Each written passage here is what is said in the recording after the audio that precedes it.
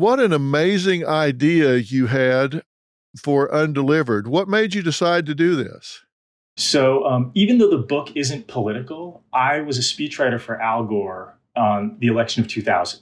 So election night 2000, Al Gore prepares three speeches, not two, a victory, a concession, and then strangely enough, we thought he might win the Electoral College and lose the popular vote.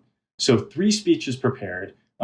Those folks who are old enough to remember election 2000, Florida stayed too close to call too late. Gore gave no speech that night. And so all three of those speeches are lost to history. In fact, I was holding them at one point. I lost them all. So those aren't in the book, but it set me on this journey. What are the other moments, as you said in the introduction, not just in politics, but in issues of war and peace, leaders making different decisions where things were so close that there was a draft prepared for an alternate outcome. And so I started finding these in all sorts of different places.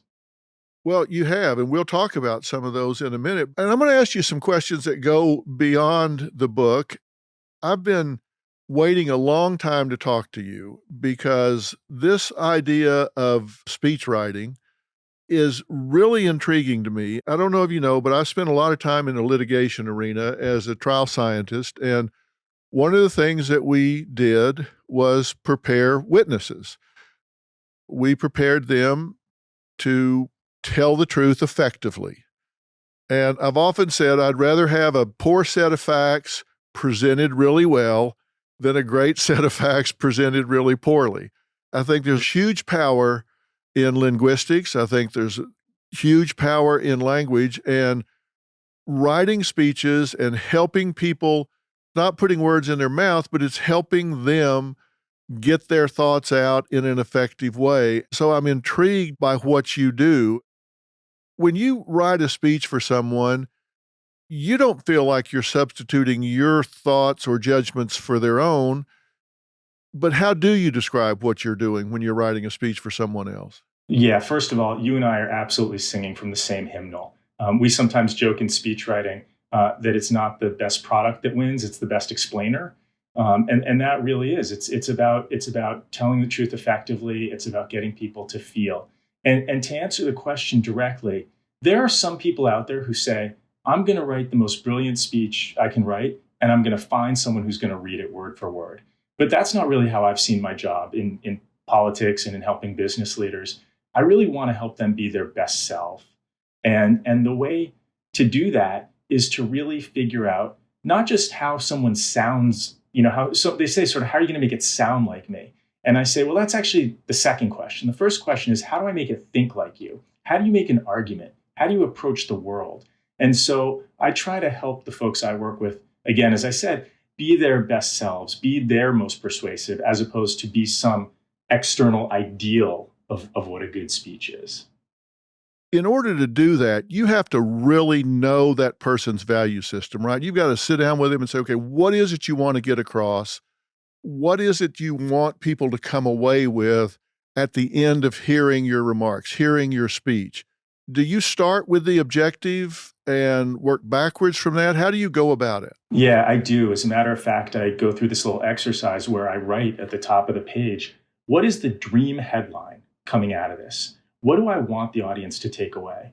And then I sort of write to that goal. Because if at the end of hearing a speech, the audience doesn't take away what the speaker wants them to take away, that's a fail.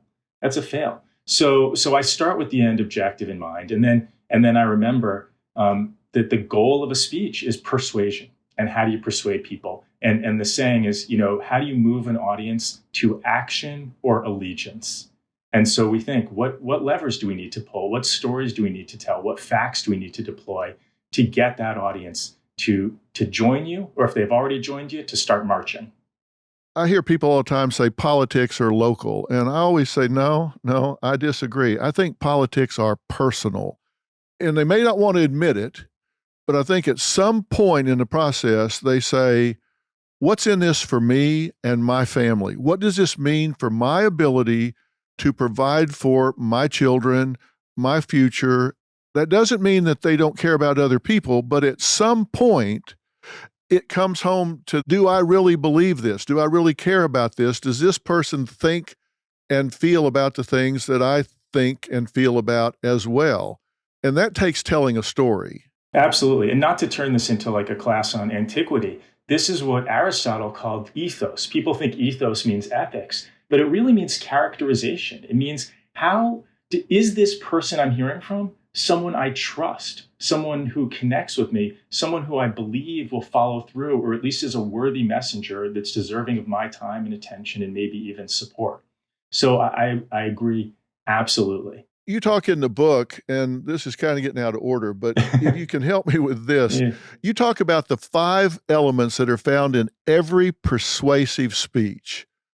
Can you talk about at least a few of those that you think are critical? Sure, absolutely. And this I tell everyone is my writer's block cure. So for all of your listeners and viewers who suffer from writer's block and they have to persuade people, I write down 5 Roman numerals: attention, problem, solution, visualization, call to action. Attention means, and I'll just go through them real quick. Attention means, how do I get to someone to pay attention quickly? You have a very limited amount of time, like 20 seconds to do that. The problem then is, okay, I need to show that I understand that there's a problem that's meaningful to you that I'm going to fix. Then I present my solution. But what we forget often is a solution is meaningless. A solution is sort of an academic argument. Visualization means, what does the world look like? And to your point earlier, what does my life look like once that solution is in place? So everyone forgets, right? I have a dream as a vision statement. Pass a civil rights bill as a solution. And so those 2 things are very different. And then finally, if you've got an audience, if they agree with you, if you've shown you can solve the problem, you've given them a better view of the world, call them to action. Make them do something. Sign up, donate money, volunteer, text your congressman, whatever it is, but don't waste an audience. I always tell people you got to put verbs in your sentences and ask people to do something. By the way, I'm loath to interrupt you, but I love this because in the book I found a quote from President Grant who said, "I am a verb. Leaders are action takers." So I love that you said verbs because I have this speech where Eisenhower apologizes for the D-Day failure. He envisioned if D-Day failed, and he crossed out the line, "The troops have been withdrawn," and replaced it with, "I have withdrawn the troops, and the decision is mine alone," and he underlines it. And it just reminds us, right? Leaders are action takers. Yeah, exactly. Our landings in the Cherbourg-Havre area have failed to gain a satisfactory foothold, and I have withdrawn the troops. My decision to attack at this time and place was based on the best information available. The troops, the air, and the Navy did all that bravery and devotion to duty could do. If any blame or fault attaches to the attempt, it is mine alone. We have something in psychology about the dead man rule. Don't ever give somebody an assignment that a dead man can do, which is nothing. Like, so don't do this anymore. A dead man can do nothing. Give somebody something to do that's action-oriented. I fully intend to steal that, so thank you. You absolutely should, because it resonates with people for sure. You talked about getting people's attention. And look, I don't care if it's at Sunday school or if you're talking to the school board or you're running for office, you really have to get people's attention right up front in a speech, or you're going to be talking to yourself within the first minute or 2.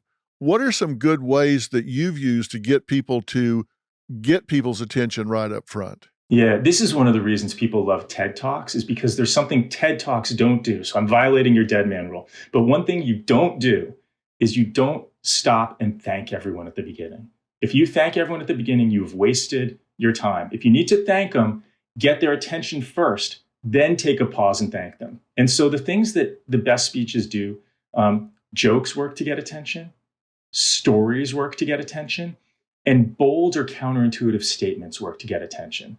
A speech that says, "I'm here to talk about your health, and if you listen to me for the next 15 minutes, I'm going to add 2 years to your life." All of a sudden, the audience says, "Well, I got to stick around for this." So those are 3 kind of relatively straightforward techniques that get attention.